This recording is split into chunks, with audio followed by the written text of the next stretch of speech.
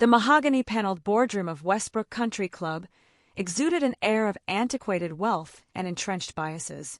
Through the expansive floor-to-ceiling windows, the pristine 18th hole stretched out, a course where, just a week prior, my daughter Amy had been unceremoniously escorted off by security. Mr. David Chin. Thomas Wellington read aloud from my application, his voice laced with disdain. As the owner of Golden Dragon Investments, I noted the smug glances exchanged among the board members.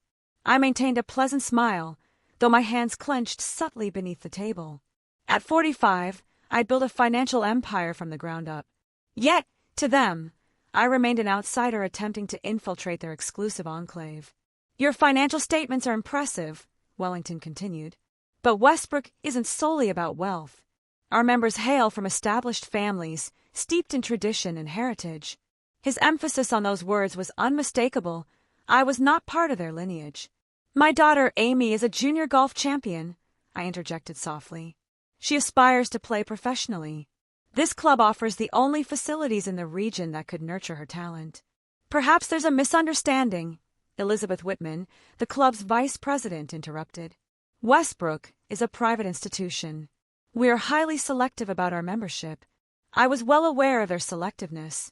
In its century-long history, Westbrook Country Club had never admitted a member of Asian descent, not even my friend Dr. James Park, a renowned heart surgeon, nor Maria Rodriguez, the state's attorney general, who had been discreetly dissuaded from applying. But times were changing, and they were oblivious to the impending shift. We'll review your application, Wellington said with a faint smile. But I wouldn't get your hopes up. Perhaps the public course across town would be more suitable. As I drove home through the opulent enclave of Westbrook Estates, passing mansion after mansion, I contemplated how unaware these residents were of the storm brewing over their cherished club. The board's financial mismanagement had led to a $100 million mortgage now in default. Unbeknownst to them, Golden Dragon Investments had quietly acquired that mortgage 3 months prior through a series of shell companies. My phone buzzed, a text from my banker confirming that all was in place. Tomorrow, the foreclosure notice would be served. But that was merely the opening move in my strategy. At home, I found Amy practicing her swing in our backyard.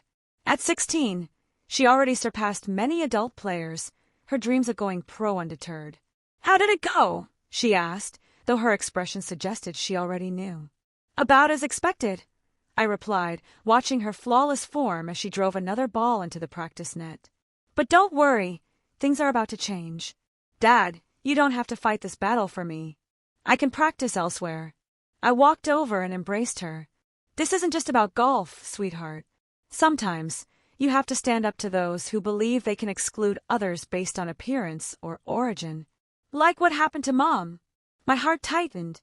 Helen had faced similar prejudices in her corporate law career, constantly battling for recognition. We lost her to cancer 2 years ago, but her spirit of perseverance lived on in our daughter. "Exactly," I said. "Mom taught us that the best revenge isn't anger. It's succeeding so brilliantly they can't ignore you." That evening, I reviewed the documents my team had prepared. Westbrook's financial troubles weren't public knowledge yet, but the signs were evident. Declining membership, costly renovations, and poor investment choices had left them vulnerable. When their mortgage went up for sale, I saw an opportunity, not just for retribution, but for meaningful change. The acquisition had been intricate, involving multiple corporations and meticulous timing to avoid alerting the board. But now everything was set. My phone rang, James Park calling. "Is it happening?" he asked without preamble. "Tomorrow morning." "You're still in?" "Absolutely. Maria too. We've got the investors lined up, all the individuals they've rejected or discouraged over the years. This is going to be epic." I smiled, envisioning Wellington's reaction when he realized the unfolding events. But this wasn't solely about humiliating them. It was about rebuilding something better from the remnants of their exclusivity. The next morning, I donned my finest suit. The foreclosure notice would be served at 9 a.m. during the board's monthly breakfast meeting. By noon, the news would permeate the financial press. By day's end, their prestigious membership would be in turmoil. But first, I had a stop to make. The public golf course across town, the one Wellington had so condescendingly recommended, was already bustling despite the early hour. Youngsters from diverse backgrounds practiced under the watchful eye of Joe Martinez, a former pro dedicated to teaching golf to all who wished to learn. "Mr. Chin," he called out, waving me over. A group of teenagers, including several who'd been rejected by Westbrook's youth program, paused their practice to greet me. "How's the scholarship program going, Joe?" He grinned. "Making miracles happen one swing at a time, but we're running out of space. Sure wish these kids had access to better facilities." "Funny you should mention that," I said, handing him an envelope. "How would you like to run the most exclusive youth golf academy in the state?" His eyes widened as he read the proposal. "Are you serious?" "Very. But keep it quiet until tomorrow. Things are about to get interesting at Westbrook." As I drove toward the country club, I thought about Helen, about Amy, about all the individuals who'd been told they didn't belong. By sunset, Westbrook's old guard would learn that their era of exclusivity was over. My phone buzzed with a message from my lawyer. Foreclosure notice being served now. Board members' faces are priceless. Standing by for phase 2. I parked across from the clubhouse, watching through tinted windows as chaos erupted inside. Wellington stormed out, face flushed, shouting into his phone. Other board members followed, visibly shell-shocked. None of them noticed my car, just as they'd never noticed how their prejudices had sown the seeds of their own downfall. But they were about to learn a valuable lesson about judging others by appearances. I smiled, contemplating the documents in my briefcase, the plans for transforming Westbrook into something revolutionary. The old guard's reign was ending, and they didn't even know it yet. "Ready to go home, sir?" my driver asked. "Not yet," I replied, watching another board member rush to his car. The show's just getting started. The mahogany-paneled boardroom of Westbrook Country Club exuded an air of antiquated exclusivity. Through its expansive windows, the pristine 18th hole stretched out, a stark reminder of the day my daughter, Amy, was escorted off the course merely for practicing her swing. "Mr. David Chin," Thomas Wellington intoned, his voice laced with condescension. "Owner of Golden Dragon Investments." Smirks danced between the board members. At 45, I'd built a financial empire from scratch, yet to them, I remained an outsider. "Your financials are impressive," Wellington continued. "But Westbrook isn't just about money. It's about tradition, heritage." The emphasis was clear. I didn't belong. "Amy is a junior golf champion," I replied calmly. "She dreams of playing professionally. This club offers the best training facilities." Elizabeth Whitman, the vice president, interjected. "Westbrook is a private institution. We're selective about membership." I was well aware of their selectiveness. In its century-long history, Westbrook had never admitted a member of Asian descent. Not even Dr. James Park, a renowned heart surgeon, or Maria Rodriguez, the state's attorney general. "We'll review your application," Wellington said with a forced smile. "But perhaps the public course across town would be more suitable." Driving through the opulent enclave of Westbrook Estates, I reflected on their ignorance. They were unaware that their club teetered on the brink of bankruptcy, their $100 million mortgage in default. Unbeknownst to them, Golden Dragon Investments had acquired that mortgage 3 months prior through a series of shell companies. A text from my banker confirmed everything was in place. Tomorrow, the foreclosure notice would be served. But this was merely the beginning. At home, Amy practiced her swing in the backyard. At 16, her talent surpassed many adults. "How did it go?" she asked, sensing the outcome. "As expected," I replied, "but change is on the horizon. Dad, you don't have to fight this battle for me. I can practice elsewhere." I embraced her. This isn't just about golf. It's about standing up to those who exclude others based on appearance or origin. WesternGCC.com. +6. The Business Journals. +6. WestbrookCC.com. +6. Helen, my late wife, had faced similar prejudices in her legal career. Her spirit of perseverance lived on in Amy. Mom taught us that the best revenge isn't anger. It's success so brilliant they can't ignore you. That evening, I reviewed the documents detailing Westbrook's financial woes, declining membership, costly renovations, poor investments. When their mortgage went up for sale, I saw an opportunity, not just for retribution, but for meaningful change. The acquisition was complex, involving multiple corporations to avoid alerting the board. Now everything was set. James Park called. Is it happening? SolHarrisDay.com. +2. WestbrookCC.com. +2. SolHarrisDay.com. +2. Tomorrow morning. You're still in. Absolutely. Maria too.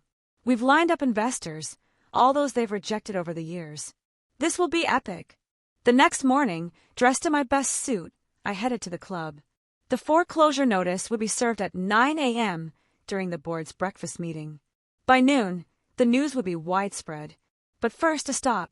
The public golf course across town buzzed with activity.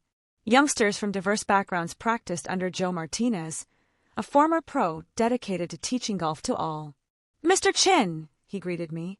How's the scholarship program, Joe? Making miracles happen, one swing at a time. But we're outgrowing our space. Funny you mentioned that, I said, handing him an envelope. How would you like to run the state's most exclusive youth golf academy? His eyes widened. Are you serious? Very. But keep it under wraps until tomorrow. Things are about to get interesting at Westbrook. As I approached the country club, memories of Helen and Amy flooded my mind. By day's end, Westbrook's old guard would realize their era of exclusivity was over. A message from my lawyer confirmed. Foreclosure notice served. Board members' reactions are priceless. Standing by for Phase 2. I parked across from the clubhouse, observing the ensuing chaos. Wellington stormed out, shouting into his phone. Other board members followed, visibly shaken. They remained oblivious to my presence, just as they'd ignored the consequences of their prejudices. But they were about to learn a valuable lesson. True excellence knows no boundaries. The next 24 hours unfolded like a well-orchestrated symphony.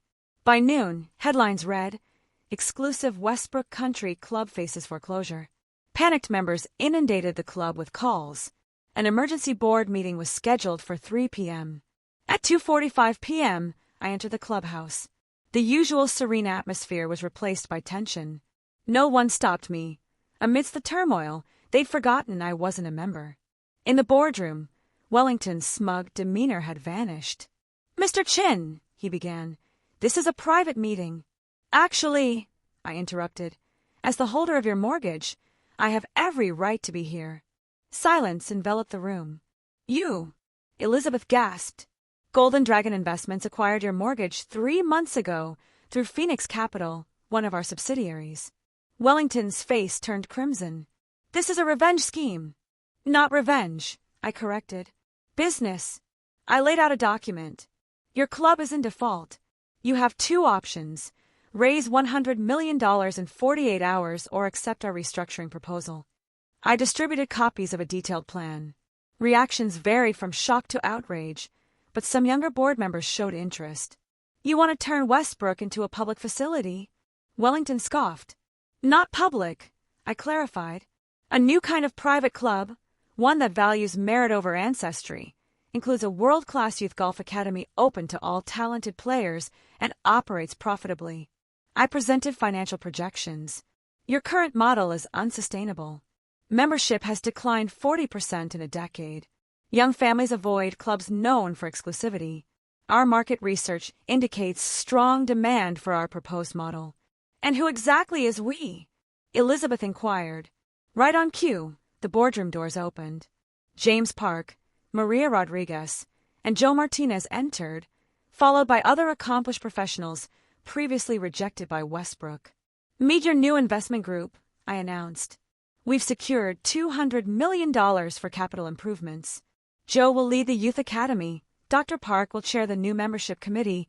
Maria brings invaluable legal expertise. You can't do this, Wellington protested. The members won't allow it. You mean the ones who've been calling my office all day? Maria countered.